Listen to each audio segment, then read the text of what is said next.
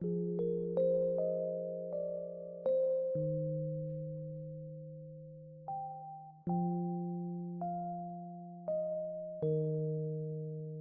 et j'espère que vous allez bien aujourd'hui. Alors, poursuivrons le thème du samedi consacré à l'alimentation et ce que nous allons évoquer est un peu provocateur. Le sujet c'est « mais de quoi on parle ?» Et là, je vais vous raconter la discussion que j'ai eue avec André que je revois en suivi et qui me parle de ses problèmes pour contrôler son alimentation. Elle me dit être un peu perdue car elle finit par ne plus savoir ce qu'il faut manger. Je lui demande ce que c'est pour elle de contrôler son alimentation et elle me répond « Eh bien c'est manger ce qu'il faut, les bons aliments ». Je lui rappelle que c'est pas tout à fait ce dont nous avions parlé et que l'on avait un peu plus parlé du travail axé sur la sensation de faim. Et André me répond « Ah oui, mais cela c'est difficile, docteur. » Et regardez, l'autre jour, je n'arrive même pas à me passer de ce morceau de chocolat. Et là, je lui dis, avec un petit air taquin, « Mais vous vous rendez compte de quoi on parle ?» Et là, André a l'air un peu surprise. Et je continue. Je dis, mais on est en train de parler d'une carotte, d'un navet, d'un morceau de poulet, d'un chocolat, d'un biscuit, d'un morceau de pain, d'un fromage. Bref, d'un aliment. On est en train de parler d'une sensation de faim. Et je lui dis, mais combien de fois vous pouvez avoir une sensation de faim et que vous n'y avez même pas prêté attention parce que vous étiez occupé? Finalement, on parle de choses simples. Ne pensez-vous pas que la question, c'est qu'est-ce qui fait que c'est devenu compliqué? Et André commence à se rendre compte que finalement, ces interrogations, ces pensées, les enjeux donnent finalement à l'aliment, à la sensation de faim, une importance que la sensation de faim n'a pas.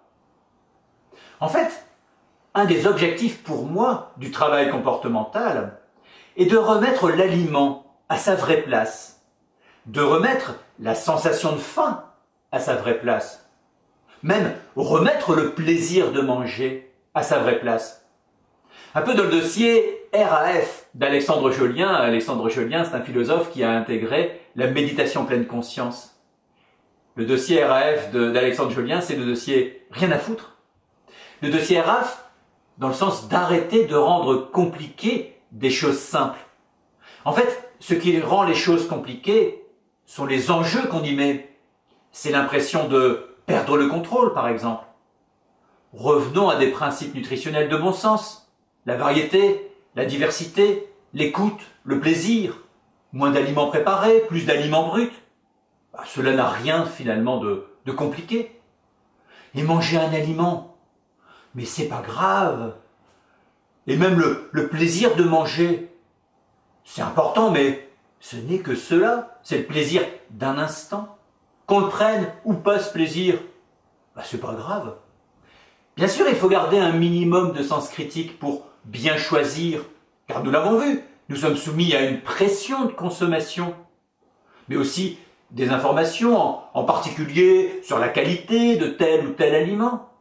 Cela contribue à donner finalement à tel ou tel aliment de l'importance, et parfois on peut même se faire piéger, comme nous l'avons déjà vu. Je vais vous donner un nouvel exemple. On parle des noix, des amandes, des oléagineux, on donne le message de manger des noix, etc.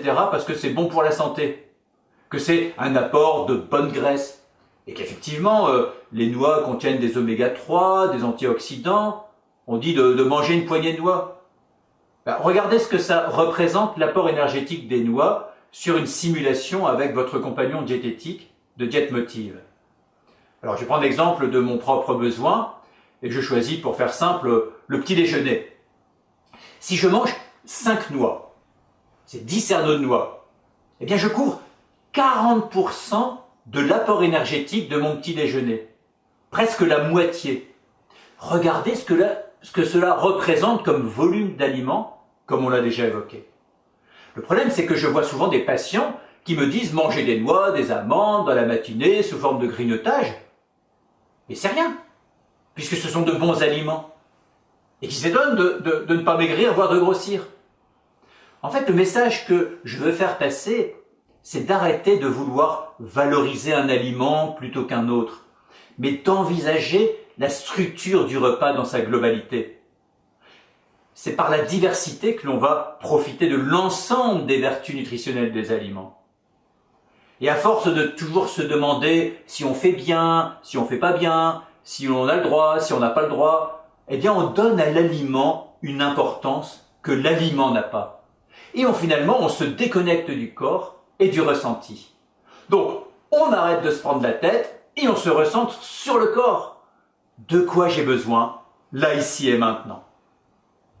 Alors, la mission que je vous propose est de travailler des simulations de repas avec votre compagnon diététique, le repas prépa. Jouez surtout avec les aliments. Allez, bonne continuation et moi je vous dis à demain!